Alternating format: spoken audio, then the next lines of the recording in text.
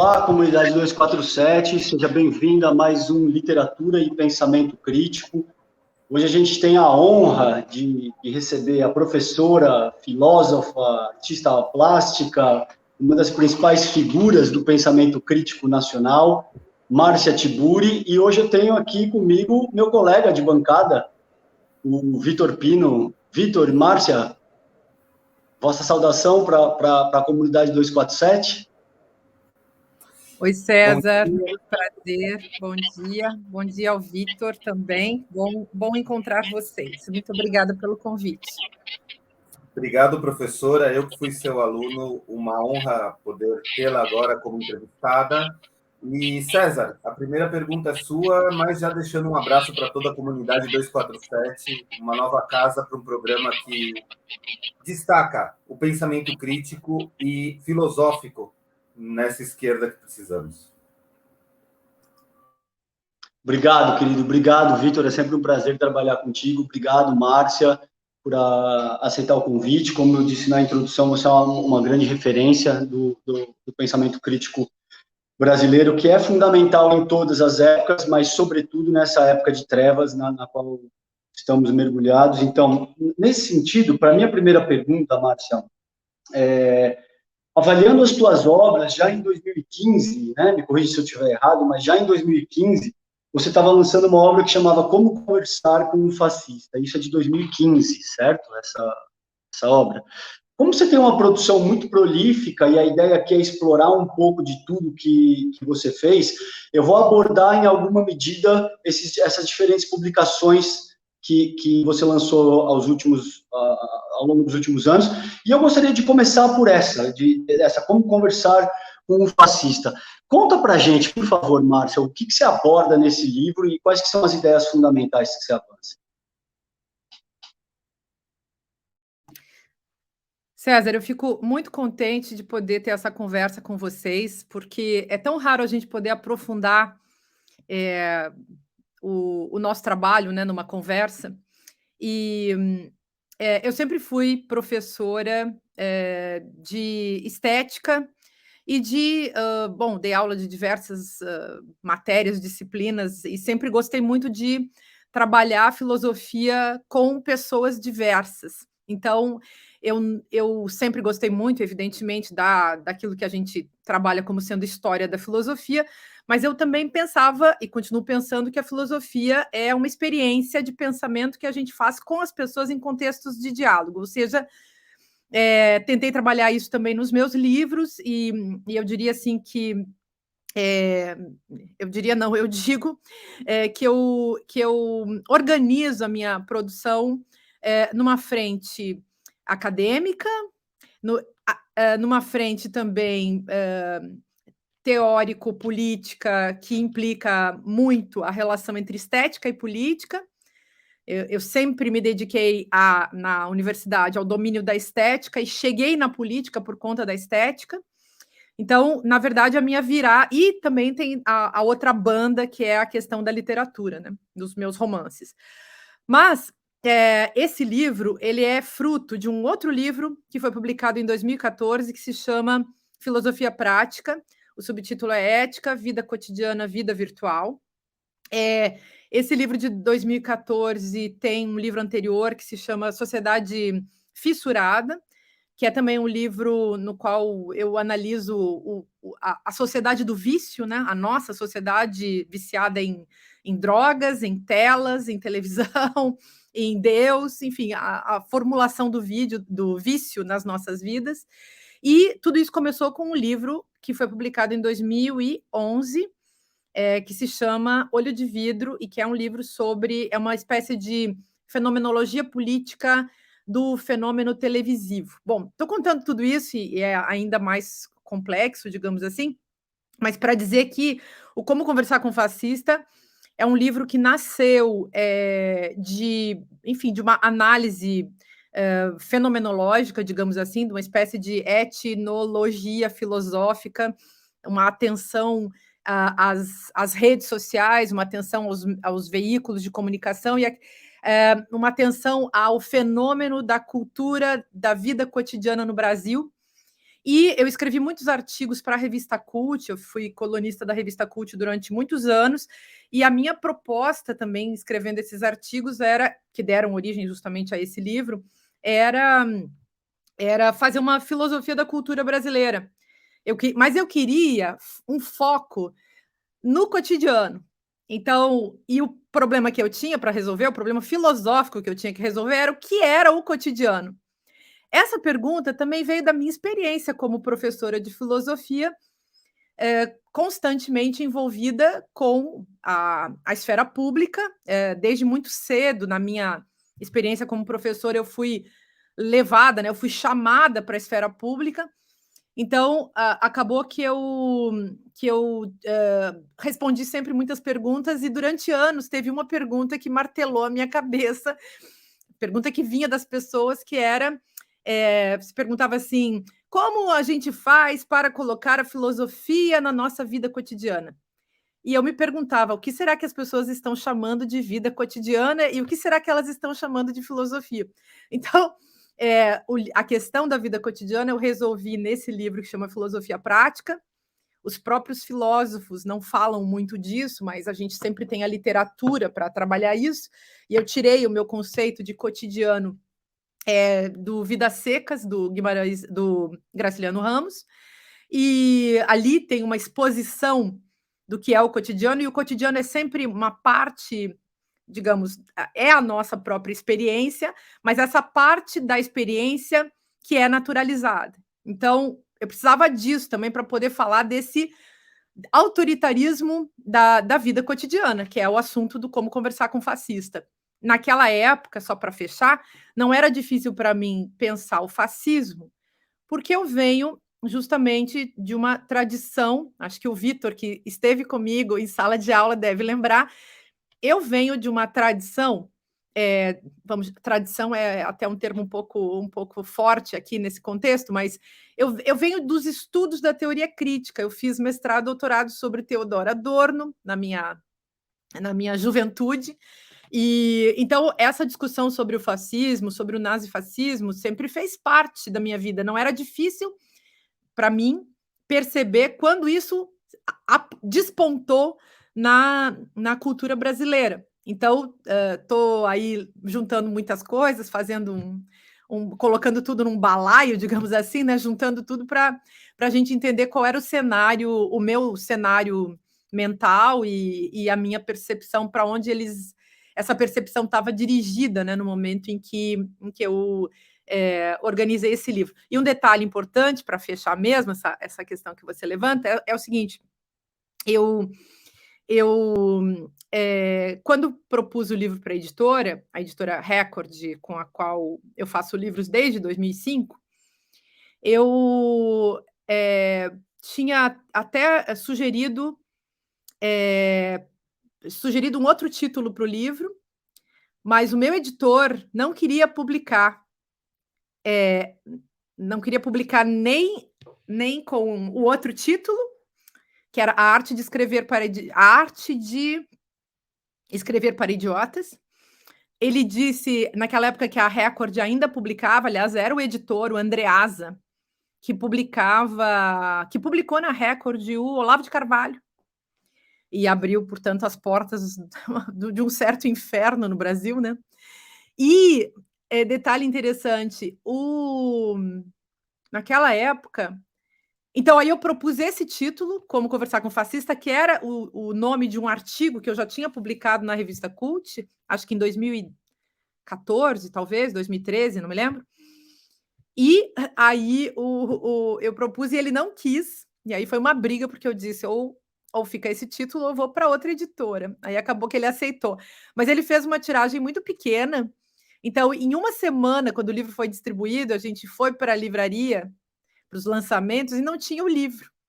E depois ele não chega a ser um livro hiper vendido, mas ele é um livro muito lido, muito pirateado, e ele teve, enfim, 14, 15 edições, né, que sempre foram pequenas. Eu falo isso porque muita gente diz, o best-seller. Não, ele não é um livro muito vendido, ele é um livro muito lido e muito falado, mas ele não é um livro que teve assim, comparado com outros livros, não foi um livro muito comprado. Ao contrário, eu tenho outros livros que foram mais bem vendidos do que esse. Enfim, só para contar um pouco a cena da história. Professora, esse livro acaba de ser traduzido ao inglês, pelo que eu tenho entendido, pela editora Bloomsbury. Então, é só... O que aconteceu foi que esse livro, ele foi, o Como Conversar com Fascista, ele foi traduzido para o espanhol.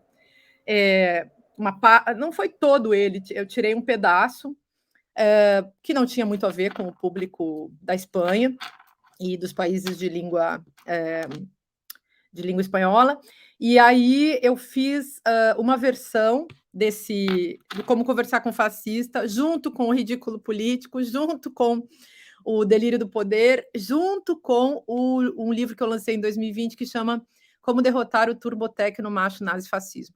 Então, essa versão em inglês, ela junta, na verdade, as principais teses desses livros que saíram em português. Não é exatamente o livro Como Conversar com Fascista, mas uma junção de várias teses dessa produção na verdade, desses 4 livros, né, que saíram durante esse ano e que eu acho que correspondem a a uma filosofia do testemunho, digamos assim, né, da experiência com a fascistização do Brasil, enquanto eu era e continuo sendo uma observadora aí dos fenômenos. Então, tem um lado fenomenológico, a metodologia, por mais que ela seja crítica, materialista, histórica e crítica, evidentemente, ela tem esse dado fenomenológico, que é muito típico, aliás, do povo esse que trabalhava com a escola de Frankfurt, né?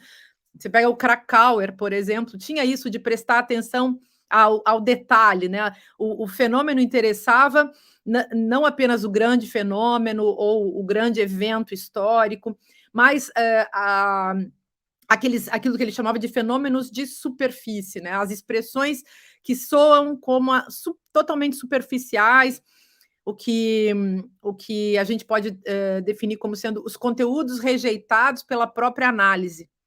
Então, eu presto muita atenção naquilo que digamos, mais sutil e que é justamente o que carrega e o que sobrevive na história e continua servindo como semente para continuidade, enfim, do autoritarismo, por exemplo.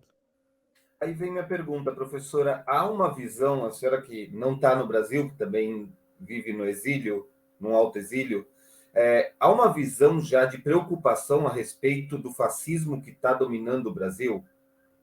Há uma maior olhar, assim, falando, cara, como é que vocês elegeram isso? Porque o César sabe, eu também estou num alto exílio no Chile, mas é difícil a gente responder, porque eu confesso, a gente já conversou com o César algumas vezes, a gente sempre falava, no Brasil, antes todo mundo perguntava, carnaval, praia, Rio de Janeiro, agora é Bolsonaro, antivacina, o que está acontecendo com esse país?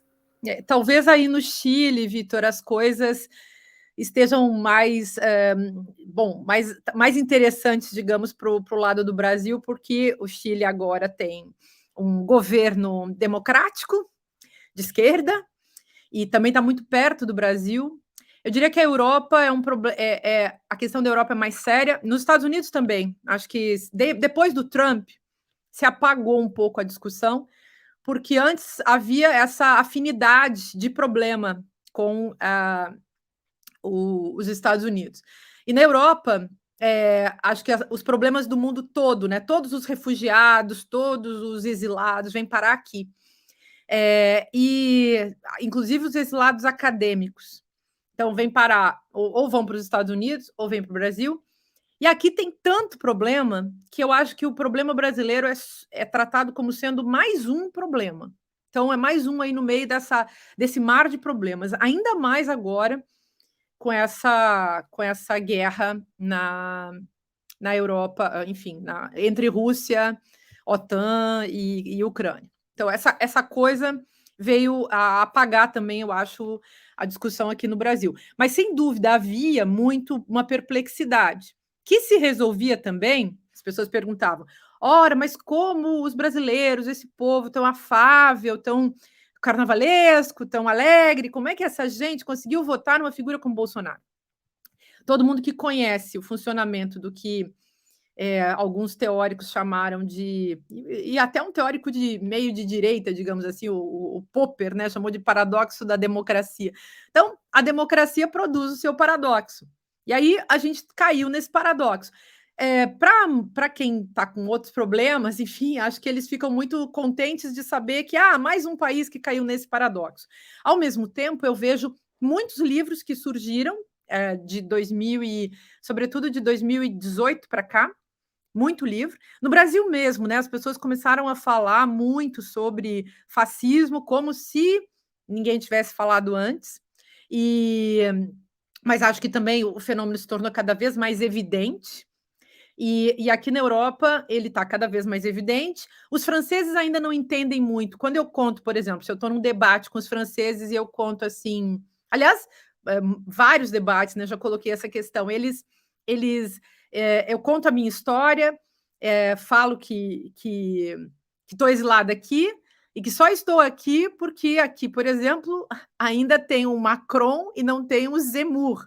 Aí eu falo, eu vim para cá por causa do Bolsonaro e por causa claro, evidentemente, do bolsonarismo, de todo um ataque a intelectuais, que aqui na França também tem um tremendo ataque aos professores, a intelectuais, a coisa é muito pesada também. Mas eu pergunto para eles, e onde vocês irão, vocês que serão perseguidos, quando se o Zemmour for eleito? E o Zemmour aqui, por mais absurdo que seja, é tão absurdo quanto o Bolsonaro era para nós. Então, eu sempre falo isso também. Vocês acham que vocês não conhecem o caso brasileiro, então vocês acham que eleger Bolsonaro lá pode até ser esquisito, mas é normal. Aí eu disse, vocês não sabem o quão anormal é. As pessoas viam o Bolsonaro como os franceses veem o Zemmour, e, no entanto, ele venceu. Então, é realmente muito perigoso, porque também as táticas, as tecnologias políticas usadas por essas figuras são, na base da falta de escrúpulo, eles podem realmente tudo. Enfim, acho que a situação não é boa nem para nós, nem para a Europa, nem para o mundo. Tudo vai muito mal. O fascismo sabe muito bem que a luta política é uma luta por hegemonia e que essa luta por hegemonia é parte da guerra cultural do momento, coisa que o César também pesquisa bastante, sabe como funciona. Márcia, aí uma reflexão que eu gostaria de fazer contigo é o seguinte: muito se fala a respeito do nazismo, para não ficar citando nenhum autor, enfim, quem diz isso é Lenin, né, que o imperialismo seria a fase superior do capitalismo e tal, mas para não estigmatizar muito a nossa conversa, eu acho que tem uma questão fundamental aí, que é o seguinte: muito se fala a respeito de fascismo e pouco se estabelece uma correlação com o modo de reprodução do capital, o capital enquanto processo histórico, social de produção. Como é que você avalia isso? Porque me parece que, em última análise, seguir estimulando essa racionalidade neoliberal, que forma um governo dos homens através de um princípio universal da concorrência, essa definição é do Laval, do Dardot, não é minha, invariavelmente vai levar para esse tipo de regime. Como eu vejo, o bolsonarismo é uma expressão mais aguda desse modelo de sociabilidade que, de muitas maneiras, permitem que bolsas custem 50 mil reais, como disse a Anitta, bolsa menos 50 mil reais, quando você tem 100 milhões de pessoas no Brasil que não têm acesso a saneamento básico. Como é que você avalia essa correlação entre essas duas coisas? Faz sentido? A coisa transcende essa medida? Qual que é a tua impressão a respeito disso? Então, eu acho muito bacana essa crítica ao neoliberalismo por parte desses autores, o Christian Laval, o Dardot, no Brasil, muita gente trabalhando com essa ideia de racionalidade neoliberal, que eu acho interessante, que vem, aliás, de toda uma compreensão muito típica do século XX. O tema da racionalidade, por exemplo, da discussão e da crítica da racionalidade, já estava nesses autores da chamada Escola de Frankfurt. É o grande assunto do livro da Dialética do Esclarecimento, publicado em 1947, pela primeira vez. É bom a gente sempre lembrar disso, porque muita coisa que eu vejo, inclusive no Dardot e Laval, reedição do que o Adorno e o Horkheimer falaram. E eu não falo isso para dizer que é menos importante, ao contrário, eu acho muito importante que hajam essas reedições. Mas quero lembrar que a gente precisa acelerar o tempo histórico, acelerar os nossos processos. E aí eu lembro sempre do Foucault dizendo que ele teria economizado 20 anos de pesquisa se ele tivesse lido a teoria crítica mais cedo. Porque ele chega a muitas conclusões que já estavam colocadas justamente na Dialética do Esclarecimento, publicada em 1947. É um livro que antecipa certas intuições feministas. E vejam, O Segundo Sexo, da Simone de Beauvoir, é de 1949. Estou falando isso porque eu acho importante a gente acelerar o processo histórico, tendo em vista que a extrema-direita teve a sorte, porque lucidez não é o caso de ter tido lucidez, mas é a sorte mesmo de contar com a racionalidade técnica, né, César? Com a racionalidade técnica enquanto racionalidade da dominação, que é, aliás, uma frase que está na Dialética do Esclarecimento. Eu me lembro, e o Vitor deve se lembrar disso, dando aula da indústria cultural, falando daquele texto da indústria cultural, eu me lembro sempre vinha um aluno na aula dizendo: professora, mas o meu professor, não sei de que disciplina lá, disse que esse texto está ultrapassado. Gente, tão ultrapassado como quem acreditou que acabou o autoritarismo, que acabaram os jogos de poder, que acabou a lavagem cerebral, que, enfim, que acabaram as intervenções em nível de psicopoder sobre a mentalidade das pessoas e os jogos de poder implicados nisso, enfim. Então, acho que é bom a gente pensar essa... Eu não tenho falado muito em... Aliás, eu não tenho falado em racionalidade, que eu acho que essa palavra, ela... não é que ela esgotou o seu sentido, mas eu acho que ela não tem mais a força retórica necessária para que uma ideia seja colocada no mundo.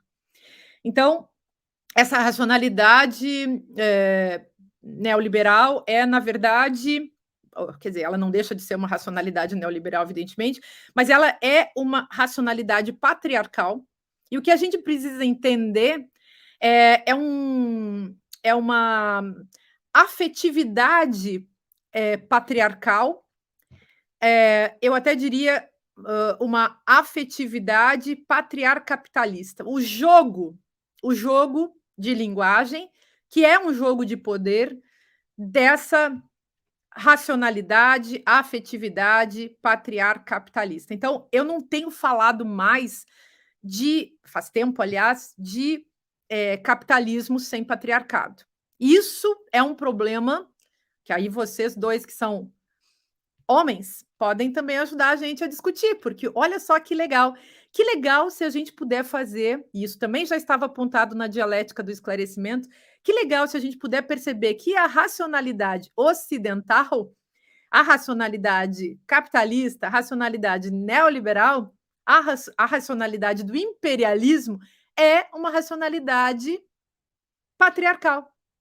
E, assim, esse é um ponto muito essencial. Então, a produção, os meios de produção, o controle dos meios de produção são controles, são, enfim, definidos pelo patriarcado, é o patriarcado que organiza o capitalismo.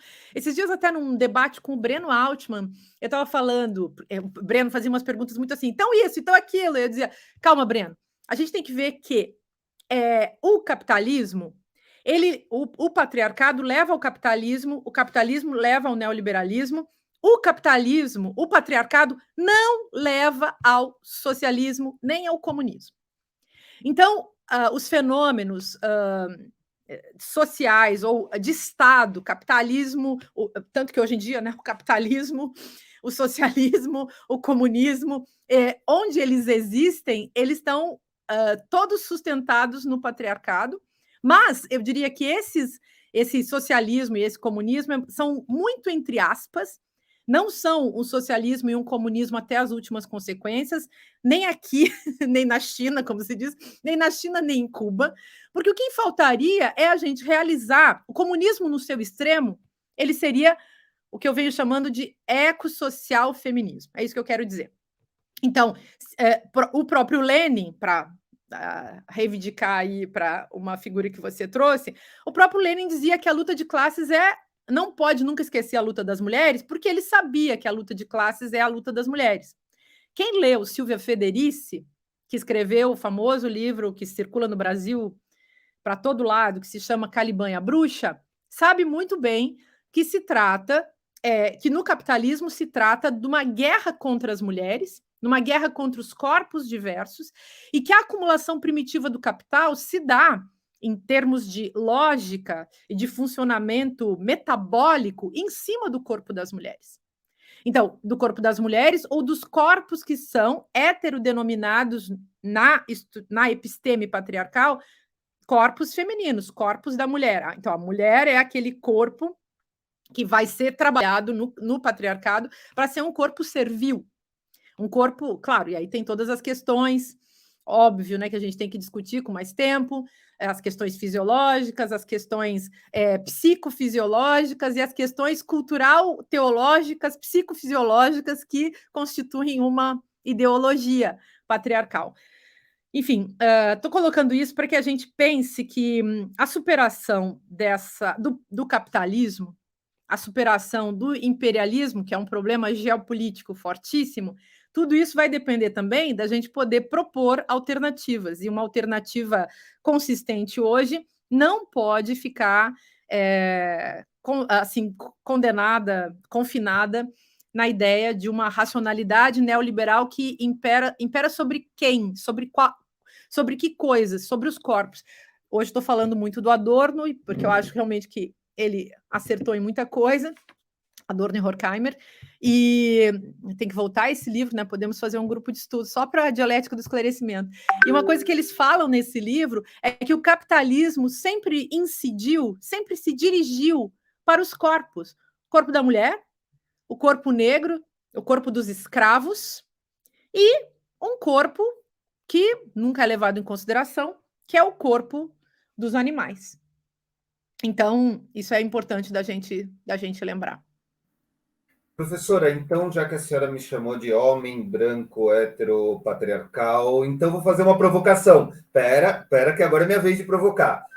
Eu quero saber como encaixa, então, personagens como Carla Zambelli, Marjorie Greene, e também eu vou trazer a Alexandra Vela, que esteve a cargo do Ministério do Governo do Equador e que renunciou porque o presidente Guilherme Lasso, que é um banqueiro, não quis dissolver o parlamento. Então, onde que elas encaixam nessa luta? Elas são apoiadoras desse sistema. Ô, Vitor, eu falei que você era homem, mas eu não falei que você era nem branco, nem hétero. Então, não sei. Isso aí vai depender da definição. Enfim, mas não, a gente está brincando, mas é um assunto sério, porque essas categorias vêm a definir uma questão super fundamental, que é entender também onde o indivíduo se reconhece e como ele se autoafirma e como ele se autocompreende, e isso vem a ser um fator fundamental na construção da política da nossa época, né? Bom, mas essas mulheres que você cita são casos muito interessantes, porque, veja só, a gente está discutindo, então, o problema que pode ser exposto na seguinte formulação. Será que uma mulher, por ser mulher, necessariamente ela luta contra a opressão? Não. Só vai dizer que sim alguém que confie num argumento essencialista, que é aquele que acha que uma pessoa, por ocupar uma posição na sociedade, por ser vista, por ser compreendida ou se autoafirmar de uma determinada forma, que ela realiza, né, aquilo que seria lógico no seu processo de emancipação. Então, primeiro, a gente tem que pensar, será que uma pessoa que foi heterodenominada como mulher, aí eu estou partindo também de um argumento culturalista, de um argumento que rompe com a ideia de que existe uma natureza feminina ou de que um corpo heterodenominado feminino ou heterodenominado mulher seria um corpo que reconheceria necessariamente a opressão e, em reconhecendo a opressão, seria capaz de superá-la. Então, isso não está em jogo de jeito nenhum, pelo simples fato da pessoa se auto-entender como mulher ou ser heterodenominada como mulher dentro de um contexto como o nosso. Ontem mesmo, estava vendo essa deputada chamada Carla Zambelli, ela foi apoiar, levou travesseirinho, água para esse deputado que está numa desobediência à lei, está foragido no Congresso Nacional. E hoje mesmo estava vendo, ele vai parar com isso, ele para o seu projeto, né, a sua atuação performática, ele sempre cancela no momento em que alguma força maior do que ele o confronta. E ele é um exemplo, aliás, do meu livro, do como derrotar o Turbotec no macho nazifascismo, porque ele me serve de exemplo para falar de uma categoria que eu chamo de macho limítrofe, que é o sujeito justamente da encenação. E é um macho histérico. No caso, esse personagem, ele usa uma performance de força bruta, ele se veste, né, dá para dizer assim, a vestimenta que ele usa são os seus músculos, a sua cabeça careca, né? Então, para dar uma sensação nas pessoas de que ele é muito forte, e aí ele grita e fala e desobedece para lançar a mensagem: eu sou capaz de tudo. É uma histeria no sentido de uma grande encenação, de uma produção de efeito sobre o público, e evidentemente isso é cênico, porque ele muda de cena, ele não é um sujeito da coragem, da valentia, até as últimas consequências. Quando ele foi preso, ele chorou na prisão, então ele muda do macho escandaloso, do homem forte, valente, que desafia tudo e todos e é capaz de tudo, quebra a placa da Marielle, se regozija e se vangloria em cima desse documento de barbárie, e depois, quando ele está na prisão, então ele chora. Aquilo que esse grupo, né, que a extrema-direita construiu como sendo a retórica do mimimi, né? Então, acusavam de o que eles chamam de mimimi, pessoas que são vitimadas por ausência de direitos, por autoritarismos diversos, e eles mesmos fazem uso desse negócio que eles projetaram dessa formulação que eles projetaram em outras pessoas. Então, acho que isso é uma coisa bastante interessante. Que essa pessoa, então, para voltar ao assunto, né, que eu dei uma desviada falando desse sujeito, que essas mulheres tenham esse tipo de postura, define apenas que elas são as otárias úteis do sistema, e, evidentemente, como dizia Simone de Beauvoir, elas estão fazendo um acordo com o seu próprio algoz para poderem participar do sistema de privilégios. Então, é muito difícil uma mulher levar até as últimas consequências do seu feminismo, porque ela será muito atacada. Ela vai sofrer muitas sanções. Ela pode sofrer vários tipos de violência, da violência simbólica à violência física. Não é à toa que no nosso país, infelizmente, desde o governo de Bolsonaro, que os índices de violência doméstica, de feminicídio, aumentaram de uma maneira estarrecedora, e o nível de violência política de gênero, que a gente chama hoje em dia, é gigantesco. Bom, o golpe já foi uma violência política de gênero, está provado, né, mais do que jamais, já temos o tempo histórico e jurídico para provar isso, e as pré-candidatas, candidatas e mulheres eleitas, cis ou trans, das mais diversas constituições raciais e de classe, são atacadas e sofrem no jogo político violências que os homens jamais sofreriam. Então, isso é interessante também da gente lembrar. Não tem nada demais a Carla Zambelli apoiar, enfim, os seus algozes. Ela é uma escrava, uma serva desse sistema, e é uma pena dizer isso, porque essas pessoas também que caem nisso praticam aquilo que, eu não quero me estender muito, mas talvez um segundinho para falar um pouco sobre essa tese, pessoas como mulheres que apoiam homens ou um sistema que age contra elas, ou seja, pessoas que apoiam seus algozes, sejam mulheres apoiando homens machistas, pessoas negras apoiando racistas, pessoas com questões relacionadas a discapacidades, apoiando capacitistas, pessoas indígenas que também existem, apoiando pessoas anti-indigenistas e assim por diante. Isso seria um jogo nesse sistema de opressão e preconceitos, um jogo inevitável, que é fruto já da violência desse sistema, que coloca medo nas pessoas. Bolsonaro é o rei de administrar, ele é realmente um grande administrador do pavor no Brasil. Vide o que ele fez no dia 17 de abril de 2016, ao falar, fazer apologia do torturador da Dilma Rousseff. Ali ele tocou um medo gigantesco na população e administra esse medo num jogo de lavagem cerebral, psicopoder, né, constante, diário. E as pessoas fazem o quê? Para se defender disso, tem pessoas como nós, que lutamos contra isso. Denunciamos, criticamos, nos exilamos para nos manter vivos, mas existem pessoas que aderem, que praticam uma espécie de mimetismo, que vão tentar parecer, o pobre, por exemplo, o pobre que tenta parecer rico, o pobre que mesmo sendo pobre, o pobre que mesmo assim vai tentar parecer rico imitando, né? Vai comprar uma roupa parecida, por mais que fique diferente, a imitação está declarada, né? Então, o desejo de parecer. E quando a pessoa não pode parecer rica, porque não tem como comprar a roupa, não tem como usar o carro, não tem como decorar a casa, começa a imitar pensamento. Então, nas redes sociais, isso virou uma regra.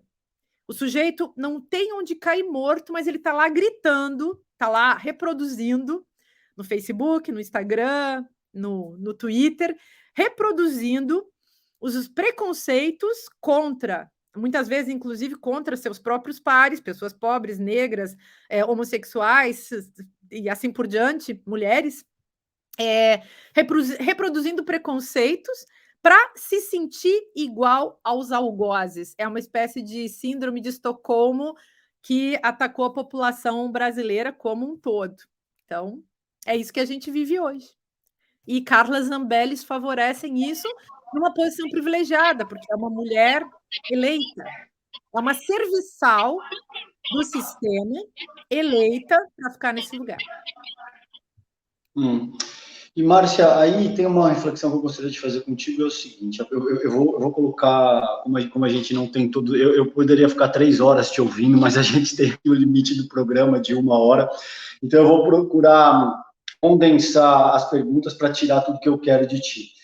Te diria o seguinte, o que você chama de turbo tecno-macho nazifascismo, se o bolsonarismo é a expressão mais aguda desse modelo, se você vê outras expressões possíveis eventualmente se organizando no Brasil, e nesse sentido, para combater isso e para combater essa dimensão do patriarcado que você muito bem colocou, acaba por permear todos os processos de exploração que seguem, qual a importância da paridade de gênero no governo, que não foi aplicada nem pelos governos de esquerda até esse ponto, a gente sabe disso. Então, caso Lula seja eleito em outubro desse ano, qual a importância de retomar esses processos de paridade de gênero nas estruturas parlamentares? Então, o que eu chamei de turbotecno macho nazifascismo foi uma maneira de mostrar um pouco mais, abrir um pouco mais a monstruosidade do fascismo, porque eu escrevi esse livro também para retomar questões do como conversar com o fascista. O Como Conversar com o Fascista não tinha nenhum tipo de pretensão, era um livro popular, era um livro para lançar umas ideias para as pessoas pensarem, em nível público, aberto mesmo. Rendeu muita raiva de gente da academia, muita gente, assim, professores, que ficaram com raiva mesmo do livro, com ódio, fizeram coisas hediondas, como o pobre do meu livro, escondendo ele em livraria. Eu soube de coisas medonhas, escutei aulas que os caras falavam do meu livro, e de mim, né? Coisas muito feias. Então, a misoginia acadêmica universitária brasileira às vezes, às vezes não, é sempre aterradora e é comum. Mas, enfim, quero dizer isso também porque fui atacada de uma maneira misógina, muitas vezes, por gente que nem sequer leu o meu livro e que não leu nenhum livro meu, que não leu o que eu escrevo, mas que não vai com a minha cara. Agora eu andei trocando de óculos para ver se o povo gosta mais de mim um pouquinho, né? Vamos ver. Tô brincando, gente. Tô brincando porque só brincando, só rindo de si mesma, né, para se libertar dessas coisas, né? Bom, eu acho que é importante a gente saber que o patriarcado que leva ao capitalismo, que leva ao autoritarismo, que leva ao neoliberalismo, leva ao fascismo. Não tem como o feminismo levar ao fascismo, porque o feminismo, como desconstrução do patriarcado, é a desconstrução do capitalismo, é a desconstrução do racismo, é a desconstrução, a desmontagem, melhor dizendo, é mais do que uma desconstrução, é a desmontagem desse sistema de privilégios. Claro que nós, feministas, viramos umas antipáticas, umas grandes chatas, que viemos atrapalhar o poder e a brincadeira de muita gente, né? Então, realmente é para isso mesmo. No meu caso, eu sou uma feminista absolutamente radical. Acho que a gente tem que ser radical na história e estar pronto para romper com todas essas colocações, essas verdades dogmáticas do patriarcado capitalista que foram pré-estabelecidas como verdade até agora. Inclusive, eu estou trabalhando muito nisso hoje, estou trabalhando com essa ideia de pensar o capitalismo como uma religião, o patriarcado como uma religião, e o livro que vai sair no final do ano é justamente sobre isso. Bom, então, acho que é importante a gente saber que esse patriarcado leva ao fascismo. O patriarcapitalismo leva ao fascismo. O fascismo é uma manipulação, a grande manipulação de massas, que na nossa época é turbinada, tecnologicamente, turbinada, então, pela internet e por essa lógica da difusão da informação / desinformação na nossa época. O que a paridade tem a ver com isso, né? Eu acho que a paridade nos partidos é absolutamente essencial. Não será possível de realizá-la nos partidos de direita, evidentemente. As mulheres nos partidos de direita, elas são... Nos partidos de extrema-direita, elas são tokens bem escolhidos, né? Carla Zambelli e que tais.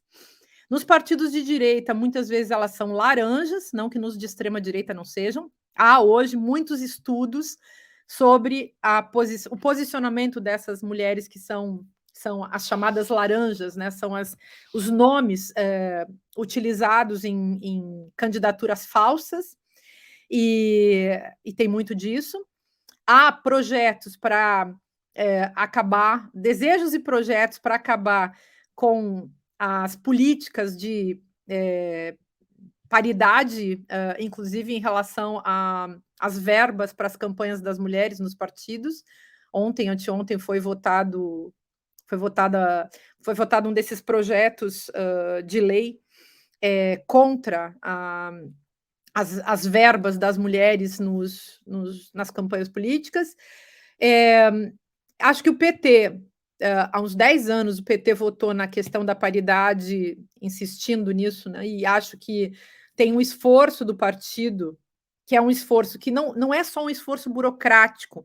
Não basta o esforço burocrático, embora ele seja muito importante. Tem que ter um esforço cultural. Então, não adianta a gente criar uma lei e a gente não ter as formas de trabalhar essa lei para que as pessoas compreendam a sua pertinência e a sua importância. No mundo das mulheres, fica muito fácil de entender também por que as coisas não avançam tanto.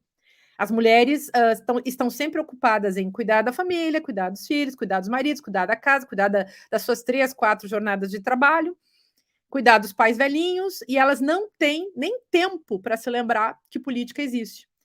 Claro que a gente está trabalhando nisso, o movimento feminista, existem muitos coletivos, tem hoje em dia muitas iniciativas, desde 2015, aliás, várias iniciativas que eu mesma comecei com uma delas, que foi a Partida. Eu propus um partido feminista no Brasil em 2015, que não foi assim, digamos, eu fui voto vencido, mas hoje em dia essa conversa voltou com força, porque existem muitas organizações, muita gente interessada em fazer essa construção, mas eu acredito realmente que se a gente não refizer, se a gente não reorganizar a sociedade numa direção de emancipação que sustenta a democracia, de emancipação dos corpos, dos indivíduos, de sustentação dos direitos fundamentais que constroem uma democracia, eu acho que a gente não vai mais ter mundo. A chance da gente acabar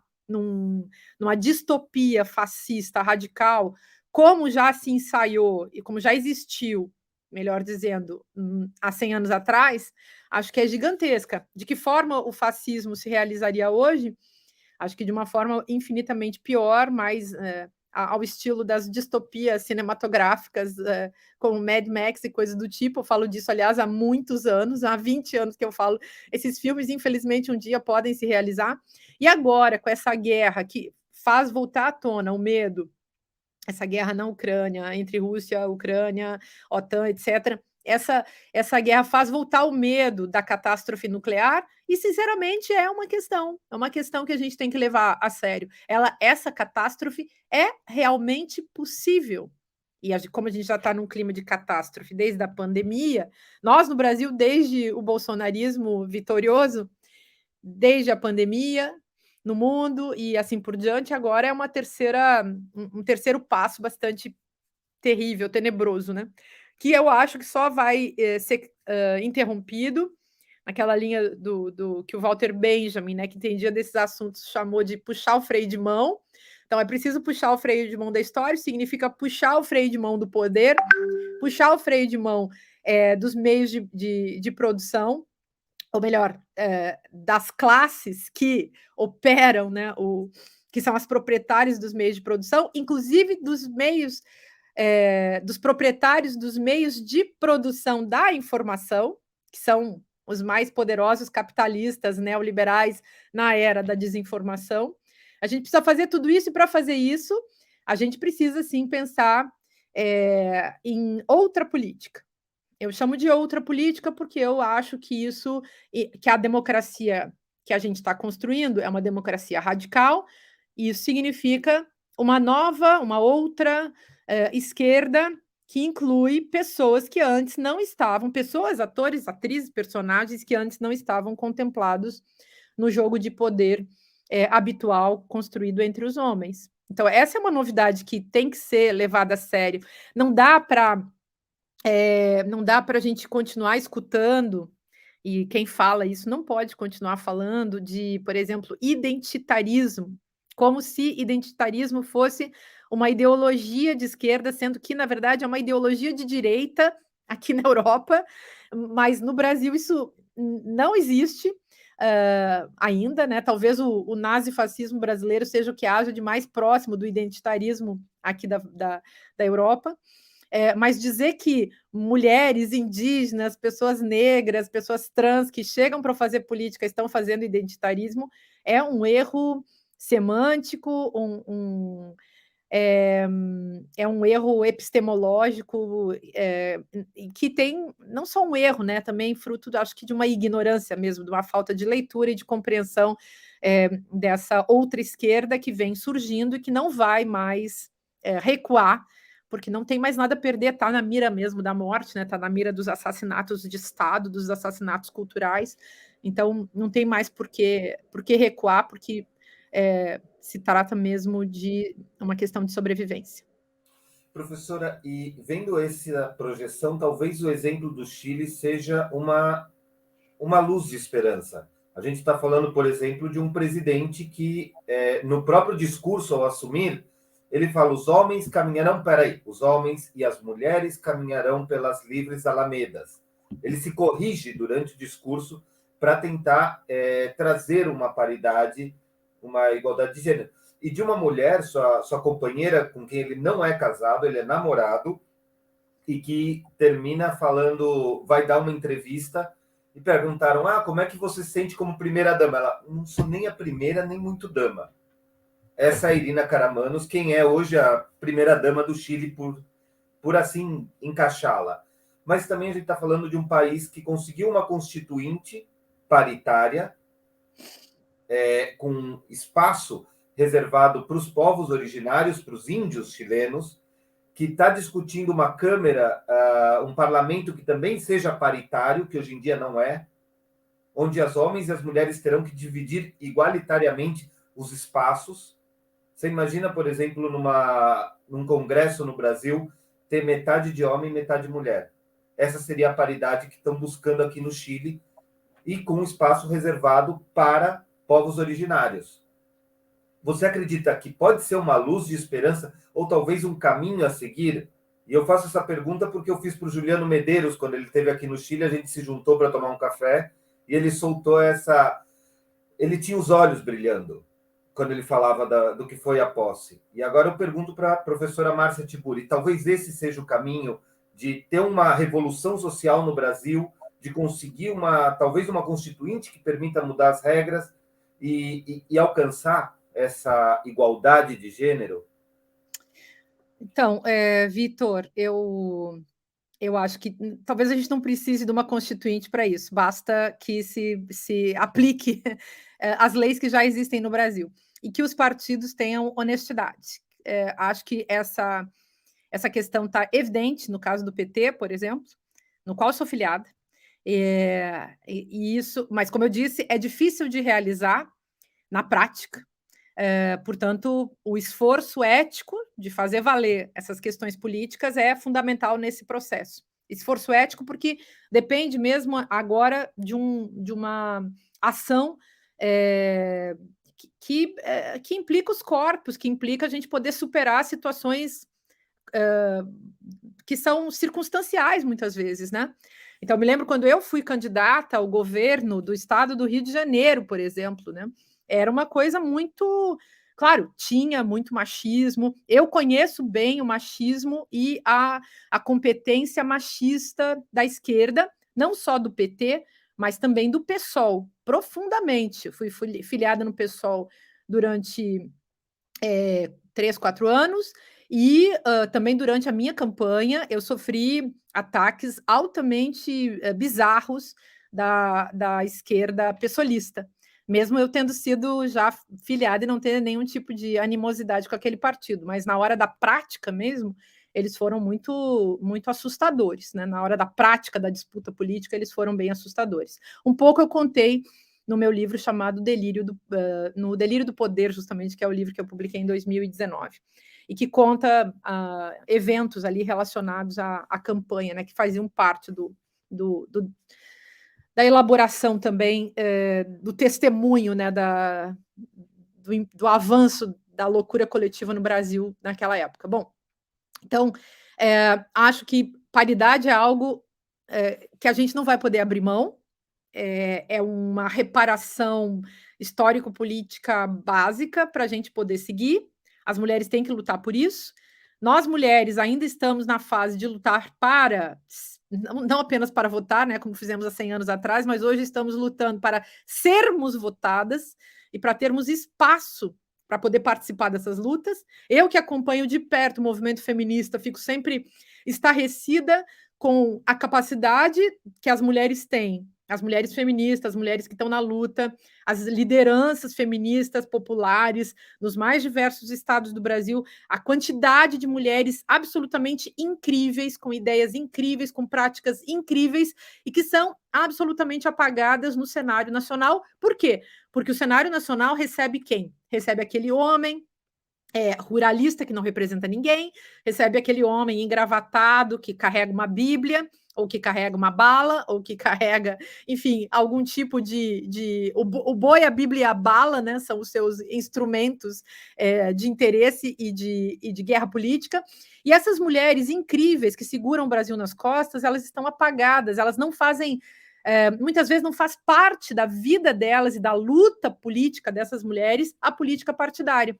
Por isso mesmo que a gente criou a partida, para criar uma estimulação conceitual, antropológica e feminista acerca da importância das mulheres na vida cotidiana, na vida política, e a importância de que elas cheguem, né? Como seria promissor, como seria importante que elas chegassem nos espaços de decisão. Então, tenho feito isso muito e acho que esse é o caminho. E acho que os partidos podem nos ajudar a acelerar esses processos se eles implantarem, de fato, a paridade. Para isso, precisamos de mulheres disponíveis, de mulheres candidatas. Acho que as mulheres estão cada vez mais disponíveis. Várias mulheres com as quais eu conversava em 2015, eu dizia, você tem que ser candidata. Elas, nunca, eu, jamais. Várias já são candidatas. A Marina, do MST, foi uma das primeiras. A Marina dos Santos, do MST, vai ser candidata à Câmara, à Assembleia Legislativa, deputada estadual pelo Rio de Janeiro, e eu me lembro muito da Marina, porque eu dizia, Marina, você tem que ser candidata. Ela, não, isso não tem a ver comigo, não. E agora o MST vai lançar vários candidatos, no Rio de Janeiro tem a Marina, e eu acho maravilhoso que isso aconteça. E isso faz parte do nosso processo. Às vezes você acha que não devia, que não queria, que não era bom, que não tem nada a ver, que a luta tem que acontecer num outro lugar. Mas, gente, a luta tem que acontecer, evidentemente, em todos os lugares. E as mulheres feministas precisam saber que nós precisamos ter o Estado. Nós precisamos governar. É isso que a gente quer. E a gente vai governar esse país, assim, mais cedo ou mais tarde. Não vai demorar tanto quanto as pessoas imaginam. Márcia, caminhando aqui para o fim, então, do nosso programa, eu gostaria de te perguntar o seguinte, uma reflexão prática acerca de como é que a gente pode fortalecer a luta para derrotar o bolsonarismo em outubro desse ano. Parece que vai ser uma luta ferrenha, a despeito do bolsonarismo ter desidratado muito. Ainda tem, você vê, por exemplo, hoje apareceu na mídia um jovem baiano dizendo que é a nova encarnação do Hitler. Eu não sei se vocês viram, isso vai circular na mídia aí. Então, assim, esse tipo de coisa, o estrago e o trauma que o bolsonarismo causou ainda vai muito adiante. Então, essa é uma reflexão que eu gostaria que você fizesse para encerrar, como é que a gente pode potencializar esse combate para outubro de 2022, e se você pretende retomar alguma luta na política institucional, se você pretende se candidatar novamente, como é que você enxerga isso? Uhum. Então, que notícia que você está dando? Não vi esse caso ainda, vou procurar, me interessa, evidentemente. Então, a operação de instauração do fascismo no Brasil, ou do turbotecno macho nazi-fascismo, desse fenômeno político de massa que a gente está chamando por fascismo, nazifascismo, bolsonarismo, turbotecno, etc., a implantação desse acontecimento, dessa potencialidade, se deu primeiro, como sempre, como se deu também no passado, assim, 100 e tantos anos atrás, através de técnicas de psicopoder. Então, é preciso fazer com que as pessoas entrem num sistema de crenças, num sistema afetivo, num sistema mental, que leva a um determinado tipo de ação, seja uma ação linguística, seja uma ação física, corporal, concreta. Então, acho que a gente precisa saber disso, né? Que precisamos ter consciência desse funcionamento, da organização desse caminho, né? Desse processo. Não existiria bolsonarismo sem esse comando das mentes e dos afetos. Por isso eu sempre falo que a gente precisa investir na discussão, no pensamento crítico, na reflexão, como dizia Adorno e Horkheimer, o pensamento crítico, o pensamento reflexivo é o grande inimigo do fascismo, não é à toa que quem faz reflexão, filosofia, vai ser perseguido nesse regime.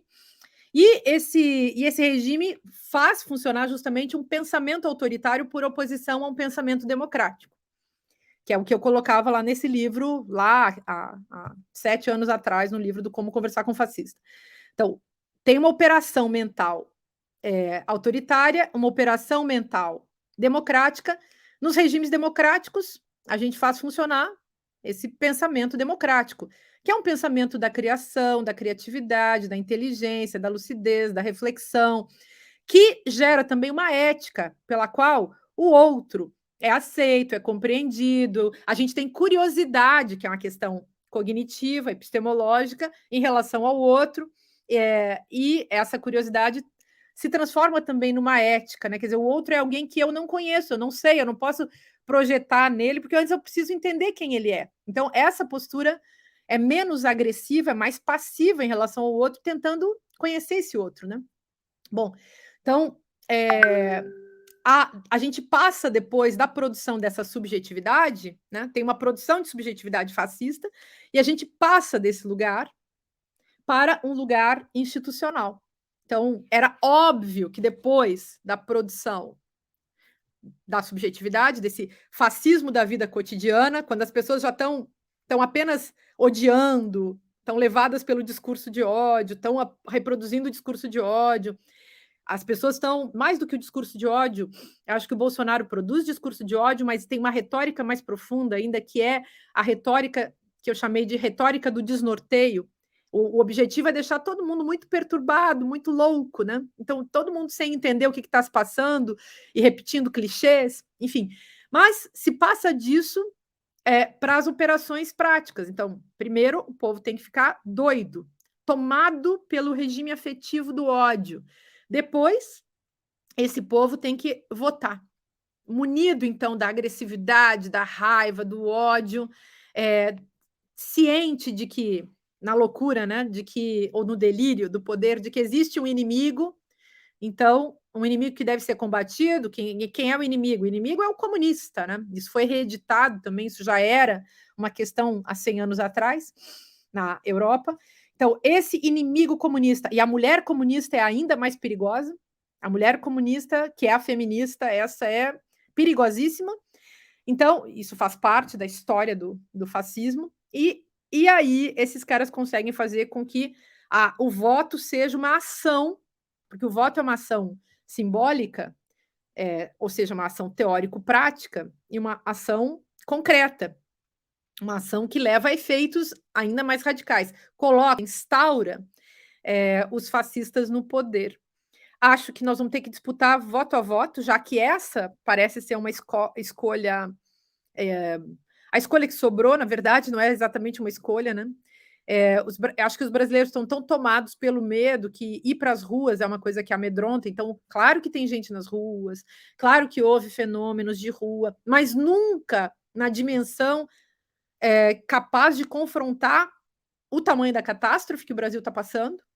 Então, esses dias eu reclamei disso no Twitter, e pessoas foram muito críticas em relação à minha fala, e eu entendo por que elas foram críticas, porque elas estão na rua.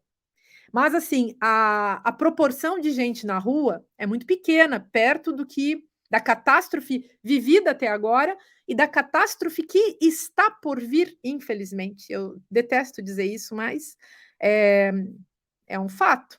Assim como há 7 anos atrás ninguém achava que fosse fascismo, ninguém achasse que Bolsonaro fosse ganhar, eu escrevia sobre o Bolsonaro já naquele livro, e em 2017 eu disse, ele vai ser presidente da República. E escrevi outras coisas que confirmam isso, né? Que essa era uma possibilidade. Então, lastimo dizer que pode ficar muito pior. E o fato de que ainda haja em torno de 30% de pessoas dizendo que vão votar no Bolsonaro, e que ainda haja uma rejeição gigantesca à esquerda, ao PT, ao fantasma do comunismo, né? Imagina, né, gente? O que é a concepção que as pessoas têm de esquerda, como se o PT fosse muito esquerda, né? Com todo respeito ao meu próprio partido. Eu nunca fui filiada ao PT porque eu achava que era muito pouca esquerda para o meu gosto. Depois que eu vi que a esquerda possível no Brasil tem que ser assim mesmo, né? Uma esquerda que, assim, tenta fazer as coisas, né? Em vez de ficar simplesmente jogada lá nas ideologias ou nos discursos. Falo isso porque eu acho que se a direita soubesse como o PT é suave, se não tivesse todo esse discurso de ódio, acho que muito mais gente votaria no PT, teríamos 80% dos votos da nação. Bom, então estou colocando isso porque eu acho que a coisa precisamos de muita manifestação de rua para manifestar insatisfação, ao mesmo tempo não teremos essas manifestações porque as pessoas têm medo de morrer na rua, com toda razão. Então, a alternativa acaba sendo mais cordial, entre aspas, que pode ser o trabalho cotidiano nas redes sociais, muita presença nas redes sociais, acho que Bolsonaro se criou nas redes sociais, e se a esquerda e as pessoas preocupadas e as pessoas que ainda funcionam num regime de pensamento democrático, se essas pessoas forem para as redes, a gente pode causar uma onda de mentalidade democrática que pode combater a presença do autoritarismo nas redes. Falo disso porque as redes vão produzindo mentalidade e produzindo afetividade. Então, lutar nas redes é necessário, urgente, legítimo. Por isso mesmo, eu voltei para o Twitter. Eu nunca gostei muito do Twitter, mas não estava muito longe dele, mas desde 2020 eu voltei para o Twitter com esse objetivo. Nós temos que marcar presença para combater essa destruição da esfera pública e a destruição da mentalidade democrática. A gente tem que ficar lá resistindo, sustentando a mentalidade democrática e a crítica. E isso não significa ir lá ser mansinho, significa sustentar um jogo de linguagem democrático contra o jogo de linguagem do fascismo. Isso é absolutamente fundamental. Isso implica a guerra mesmo da narrativa. Então, precisamos dessa presença. E acho que nós vamos ter que trabalhar com aquela tecnologia da vida cotidiana, o vira-voto, pedir para as pessoas votarem. Isso que a Anitta fez, e que outros artistas fizeram nesses dias todos, pedindo que as pessoas façam seu título de eleitor. Isso aí foi muito forte.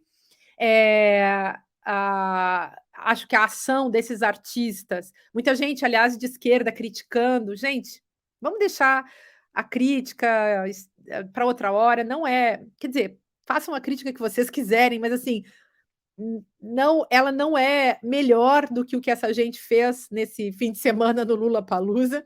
Então, é muito fundamental saber que se trata hoje de uma manipulação de massas, e quem estiver na luta política pragmática,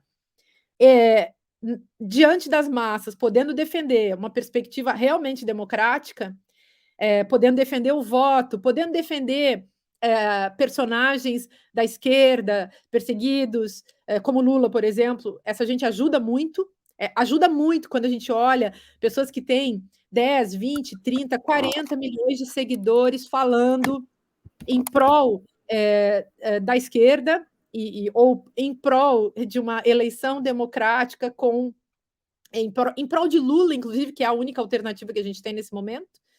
Então, acho que esse é o caminho. Não será possível contar, nós não podemos contar com as instituições, nunca sabemos o que um STF da vida vai fazer. Então, o STF vai mal, né, porque não ajuda muito ninguém, mas pelo menos numa perspectiva republicana e democrática, a gente tem que defender que o STF seja respeitado. Não sabemos nunca o que eles vão fazer, se eles vão estar a favor ou contra quem, mas isso também não nos compete saber. Nos compete defender as instituições e torcer e exigir, e diariamente mandar os e-mails, fazer as publicações, falar com as pessoas. Então, eu acho que desde mandar o e-mail para o STF, ou para os deputados, ou para os senadores, até participar de um movimento, até poder telefonar para aquela tia bolsonarista, né, tentando convencê-la a mudar o seu voto, tudo isso é válido. E acho que vai ser bem difícil a gente ir para as ruas, porque a violência vai ser muito pesada e ninguém tem a obrigação de expor o seu corpo à morte. Márcia, obrigado, querida. A gente ficaria, honestamente, 2, 3 horas debatendo contigo. O conteúdo que você traz para a mesa é incrível, muito bom mesmo. Vitor, obrigado pela participação de hoje. A gente até já estourou um pouco o tempo do programa, mas foi maravilhoso. Então, obrigado, gente, pela participação de vocês hoje e obrigado, comunidade 247. Um abraço. Obrigada, um abraço, um beijão. Beijo, tchau, tchau.